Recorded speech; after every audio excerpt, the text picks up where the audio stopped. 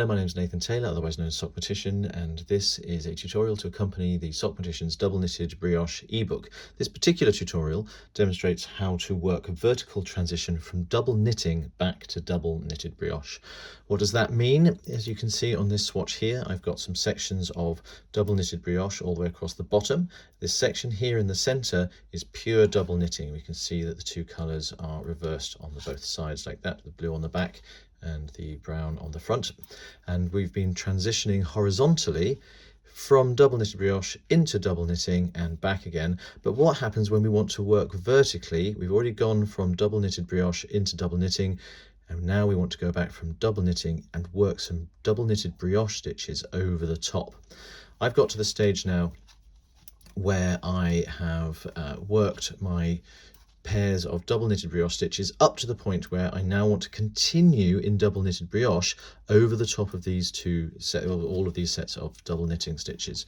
Now the tricky thing here is because the stitch gauge between double knitted brioche and double knitting is so different, in fact it's about 2 to 1, double knitted brioche is about twice as wide, we've currently got too many stitches on the needle. We want to condense each pair of double knitted stitches, this knit and purl pair here, we want to combine those into one knit double knitted brioche stitch, and then we want to combine the next pair of double knitted stitches into the purl double knitted brioche stitch. So these 4 stitches will become one pair of double knitted brioche stitches.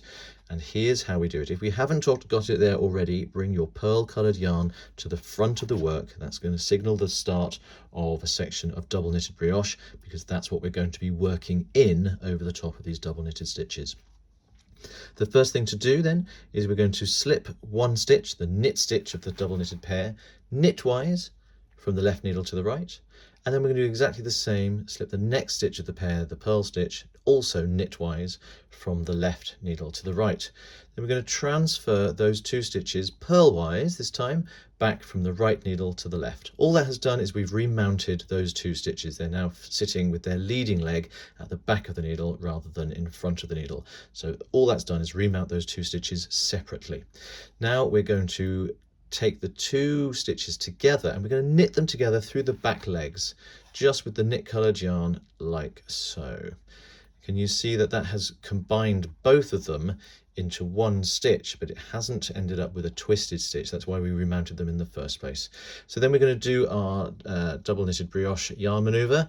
Take the pearl coloured yarn to the back over the top of the right needle, bring it to the front between the 2 needles, and bring the knit coloured yarn also to the front between the 2 needles, because we're now going to work a double knitted brioche purl stitch into this pair of double knitted stitches and combine those 2 strands into one stitch.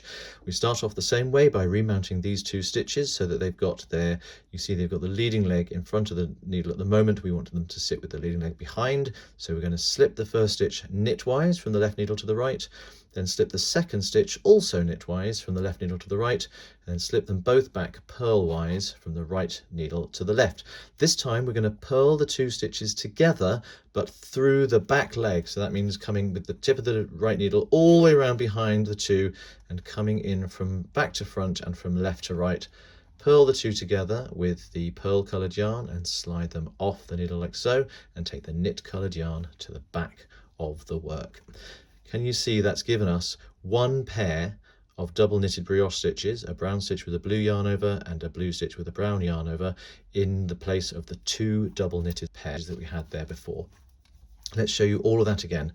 So first of all, we're going to remount 2 stitches of the first double knitted pair of stitches, slipping them both knitwise individually and then purlwise together back from the right needle to the left, and we're going to knit those 2 stitches together through the back legs with the knit coloured yarn.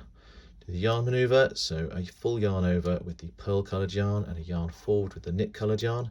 Then we're going to remount these 2 stitches as well, slipping one knitwise and then the second one also knitwise, slipping them back together purlwise from the right needle to the left, and purling the 2 together through the back legs, not the front legs, through the back legs, and taking our knit coloured yarn to the back.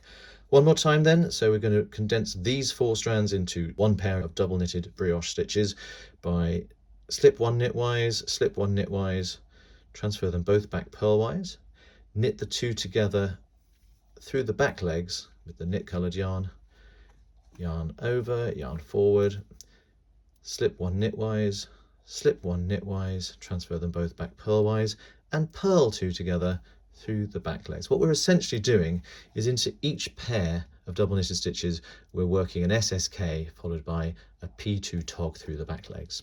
That is all you need to know about transitioning vertically from double knitting back to double knitted brioche.